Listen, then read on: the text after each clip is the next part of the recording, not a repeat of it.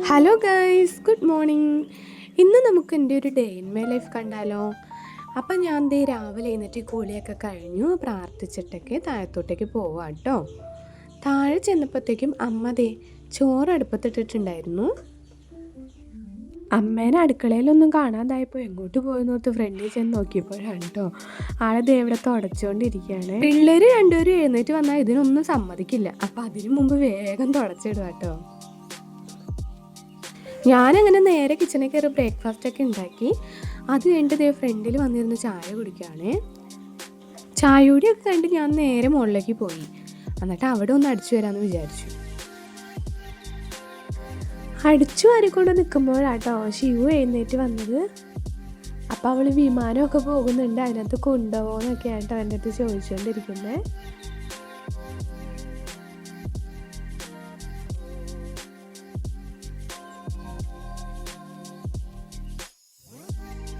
അപ്പോഴും ഓർത്തത് കുറേ നാളായി ജനാലയൊക്കെ ഒന്ന് തുടച്ചിട്ട്, എന്നാൽ പിന്നെ അതും കൂടി ചെയ്യാമെന്ന് വിചാരിച്ച് നിൽക്കുക കേട്ടോ. അതിൻ്റെ ഇടയിൽ കൂടെ ശിവു ദേ വണ്ടി ഓടിച്ചൊക്കെ കളിക്കുന്നുണ്ട്. അതൊക്കെ കഴിഞ്ഞ് താഴെ ചെന്നപ്പോഴത്തേക്ക് അമ്മ ദേ ഇവിടെ പാവയ്ക്കക്കറി വെക്കുന്നുണ്ടായിരുന്നു. വറുത്തരച്ചിട്ടാട്ടോ ഇവിടെ വെക്കാറ്. പണ്ട് എനിക്ക് പാവയ്ക്കാന്ന് പറയുന്നതേ ഇഷ്ടമല്ലായിരുന്നു, പക്ഷെ ഇപ്പം ഭയങ്കര ഇഷ്ടമാണ് കേട്ടോ. അങ്ങനെ പണിയൊക്കെ കഴിഞ്ഞ് വന്നപ്പോഴത്തേക്ക് ഉച്ചയായി. അപ്പോൾ പിന്നെ ചോറ് തിന്നാന്ന് കരുതി. എൻ്റെ അടുത്ത് ചോറ് തിന്നാൻ നേരത്തെ ദേ വന്ന് നിൽക്കുന്ന ആൾക്കാരെ കണ്ടോ. എപ്പോഴും ഇവിടെ ഉണ്ടാവും കേട്ടോ. ഞങ്ങൾ എപ്പോൾ ഫുഡ് കഴിക്കാൻ നിൽക്കുന്നു അപ്പോൾ രണ്ടുപേരും ഓടി വരും.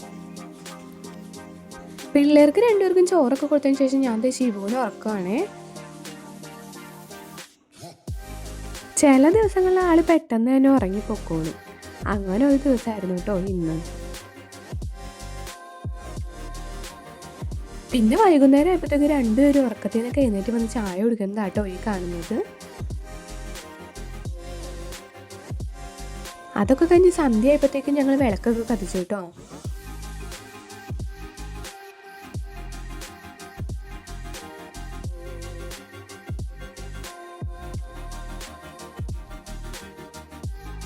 അങ്ങനെ ഡിന്നറൊക്കെ കഴിച്ചു കഴിഞ്ഞ് കുറച്ച് നേരം അവിടെ ഇരുന്ന് പിള്ളേരൊക്കെ ആയിട്ട് ഇരുന്ന് കളിക്കും. അതെല്ലാം കഴിഞ്ഞിട്ട് അവർ കളിപ്പാട്ടമൊക്കെ പറക്കി വയ്ക്കും കേട്ടോ.